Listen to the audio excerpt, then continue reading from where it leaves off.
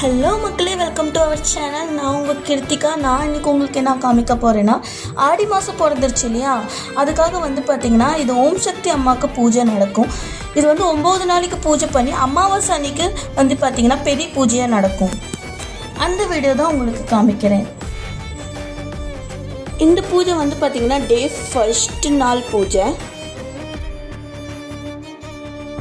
யார் யாருக்கு இந்த பூஜை பற்றி தெரியும்னு எனக்கு கமெண்ட் பண்ணுங்கள்.